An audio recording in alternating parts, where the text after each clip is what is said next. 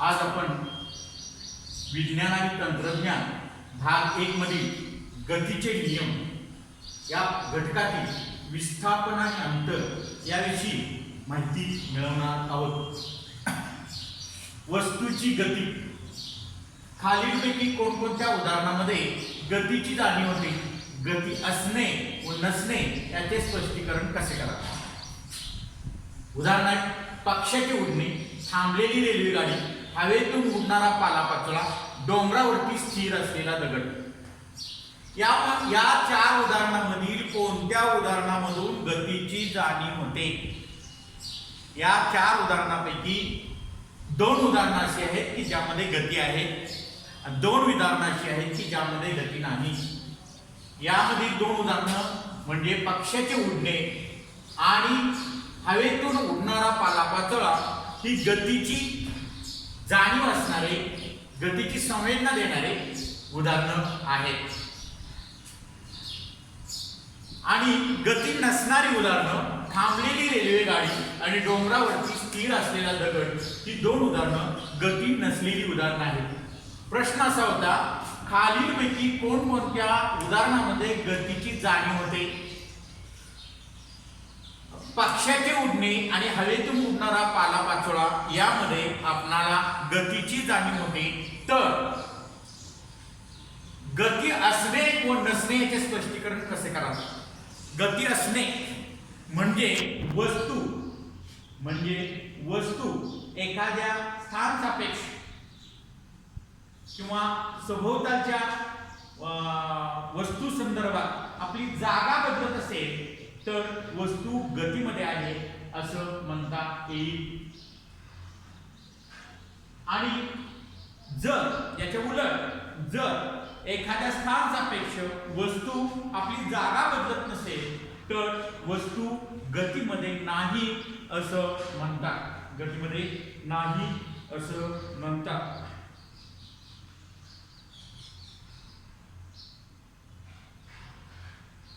विचार करा, तुम्ही बस मधून प्रवास करत आहात, तुमचा सहप्रवासी तुमच्या बाजूला बसलेला आहे, तो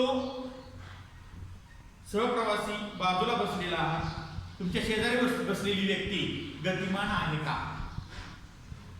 तर आपल्याला असं याविषयी सांगता येईल की माझ्या शेजारी बसलेली व्यक्ती माझ्या संदर्भात गतिमान नाही, परंतु बाहेरील एखाद्या व्यक्तीच्या संदर्भात ही व्यक्ती गतिमान आहे असं स्पष्टीकरण आपल्याला देता येतं।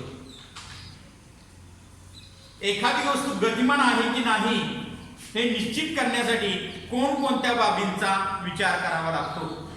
एखादी वस्तू किंवा व्यक्ती गतिमान आहे की नाही हे पाहण्यासाठी आपल्याला तुलना करावी लागते। एखाद्या वस्तूशीच्या संबंधित ती गतिमान आहे की नाही हे स्थान सापेक्ष किंवा एखाद्या सभोवतालच्या वस्तू सापेक्ष त्याचा विचार करावा लागतो। एखादी वस्तू गतिमान आहे किंवा नाही हे निश्चित करण्यासाठी ही वस्तू सभोवतालच्या इतर वस्तूंच्या संदर्भात आपली जागा बदलत आहे की नाही याचा विचार करावा लागतो।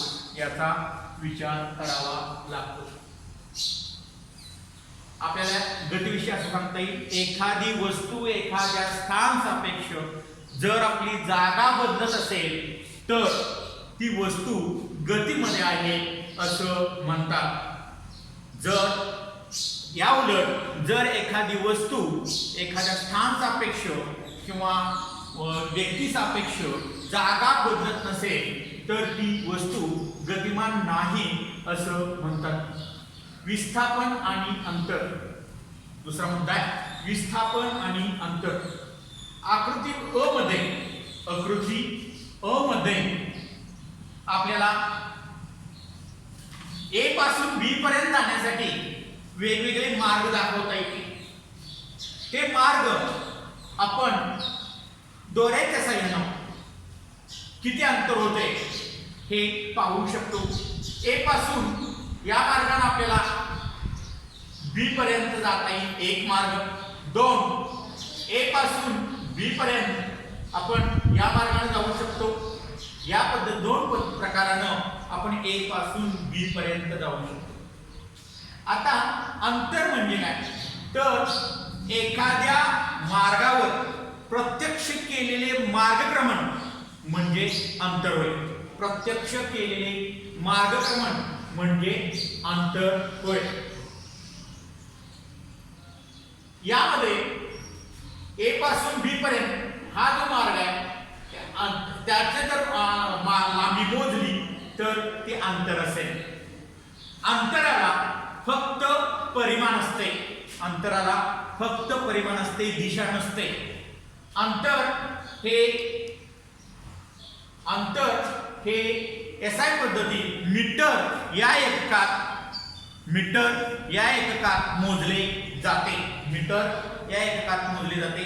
आणि CGS पद्धती याला सेंटीमीटर हे एकक आहे, अंतराचे एकक सेंटीमीटर हे आहे।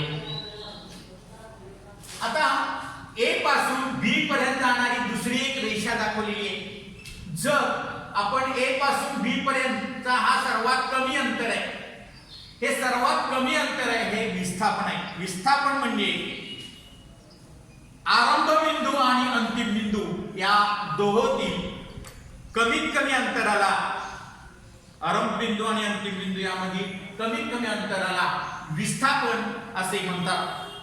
विस्थापन ही सदिश राशी आहे। या राशीसाठी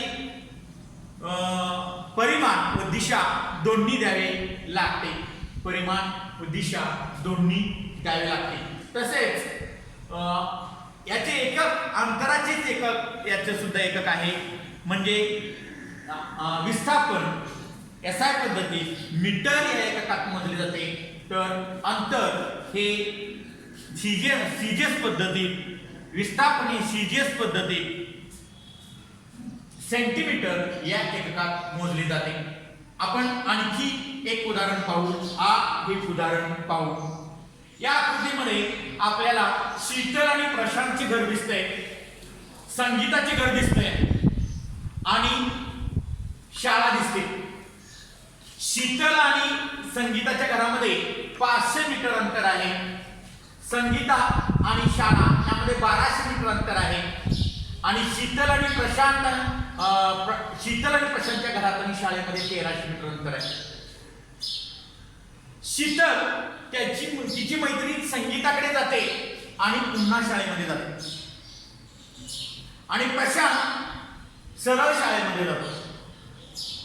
आता प्रशांत आणि शीतल यांची चाल सारखी असेल तर कोण लवकर पोहोचेल असा प्रश्न येतो। त्यावेळेला चाल सारखी असेल तर प्रशांत हा शाळेमध्ये लवकर पोहोचणार आहे। आता यामध्ये अंतर कोणतं आहे? शीतलनं शाळेपर्यंत गेलेलं अंतर म्हटलं तर 500 मीटर अधिक 1200 मीटर म्हणजे 1700 मीटर हे अंतर म्हणून सांगता येईल। त्याच वेळी शीतलचं विस्थापन हे 1300 मीटर असं सांगता येईल, कारण सरळ रेषेतील शाळा आणि शीतलचे घर यामधील अंतर 1300 मीटर आहे। या पद्धतीनं शीतलनं काढलेले एकूण अंतर 1700 मीटर आहे, अंतर 1700 मीटर आहे, परंतु विस्थापन 1300 मीटर आहे। आणखी दोन उदाहरणं पाहूया। एक वर्तुळाकृती ट्रॅक आहे, या वर्तुळाकृती ट्रॅकवर मिलिंद धावतोय, मिलिंद A या ठिकाणापासून धावतोय आणि पुन्हा A या ठिकाणी येऊन पोहोचतोय। वर्तुळाकृती ट्रॅकवर मिलिंद A या ठिकाणापासून धावतोय आणि पुन्हा A या ठिकाणी पोहोचतोय। या ट्रॅकची लांबी 800 मीटर आहे, ट्रॅकची लांबी 800 मीटर आहे। तर आपल्याला याचं अंतर सांगता येईल 800 मीटर, परंतु तो A या ठिकाणाहून येऊन A या ठिकाणी थांबलेला आहे, त्यामुळं मिलिंदचं झालेलं विस्थापन आहे ते 0 मीटर असं सांगावं लागेल। आपण विस्थापन आणि अंतर आणि गतीची संकल्पना याची माहिती आजच्या पाठाला बघितलेली आहे. पुढील भाग नंतरच्या म्हणजे तासाला बघितला जाईल. धन्यवाद.